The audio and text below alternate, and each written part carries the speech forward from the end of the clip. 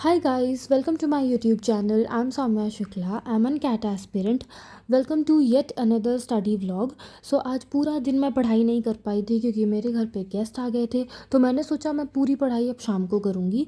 और शाम को मैं सबसे पहले लेके बैठ गई थी सेक्शनल एनालाइज करने के लिए VARC सेक्शन का।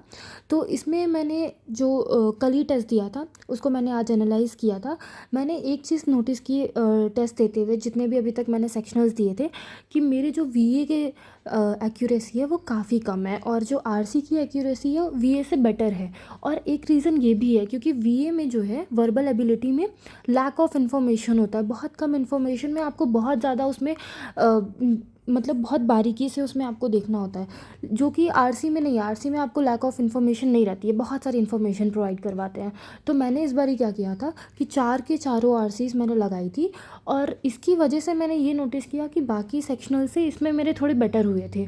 और VA के मैंने एक भी क्वेश्चन नहीं लगाया था। तो अब मैं सोच रही हूँ कि ये जो मेथड है, अब ये 2-3 सेक्शनल्स में और लगाऊंगी, फिर मैं आपको बताऊंगी क्या रिज़ल्ट आ रहा है। और आप लोग भी बताइएगा कि आप लोग कैसे पढ़ाई कर रहे हो, आप लोग VA के कितने क्वेश्चन लगाते हो, RC के कितने क्वेश्चंस लगाते हो।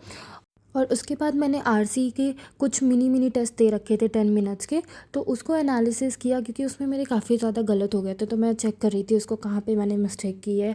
कई सारे क्वेश्चंस थे जिसमें मैंने क्वेश्चन समझा ही नहीं और ऑप्शंस को टिक कर दिया था। और कुछ RC में ऐसा हुआ था कि मुझे पैराग्राफ ही नहीं समझ में आया।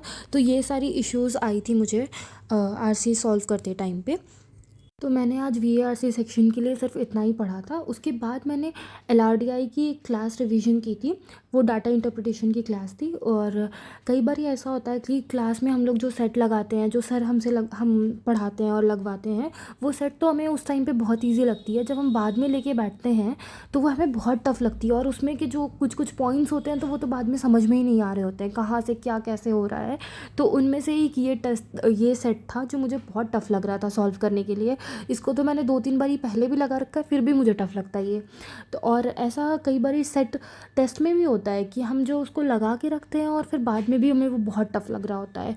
और यस, आप लोग बताइएगा कि आप लोग को क्या लगता है। और LR और DI में आप लोगों को कौन सा ईजी लगता है? LR अच्छा लगता है आप लोगों को कि DI? मेरा फेवरेट तो LR है, मुझे DI नहीं पसंद है।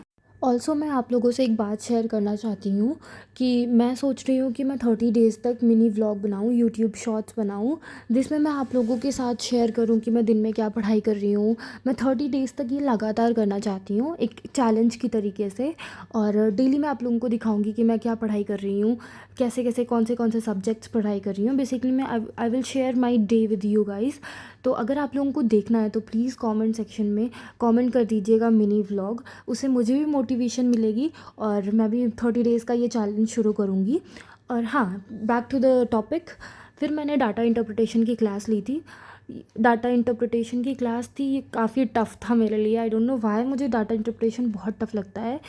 तो आज पूरे दिन की पढ़ाई मेरी यही थी। VARC सेक्शन की मैंने एनालिसिस किया था टेस्ट का, और उसके बाद कुछ मिनी टेस्ट का एनालिसिस किया था। उसके बाद LRDI का रिवीजन किया था मैंने, फिर DI की क्लास की थी। क्योंकि मैं यूजुअली 2 ही सब्जेक्ट्स रखती हूँ क्योंकि 2 सब्जेक्ट्स के बाद मेरा दिमाग काम करना बंद कर देता है। तो मैं 2 ही सब्जेक्ट पढ़ाई करती हूँ ताकि सही दिमाग के साथ मैं पढ़ाई कर सकूँ। तो क्वांट का सेक्शन आज मैंने नहीं रखा था पढ़ाई करने के लिए। और आप लोग बताओ कमेंट सेक्शन में कि क्वांट की सिलेबस आप लोगों ने पूरा कर लिया है कि नहीं। I think most of you guys have completed your syllabus. This is it for this video. If you like the video, like, share and subscribe to the channel. Bye bye.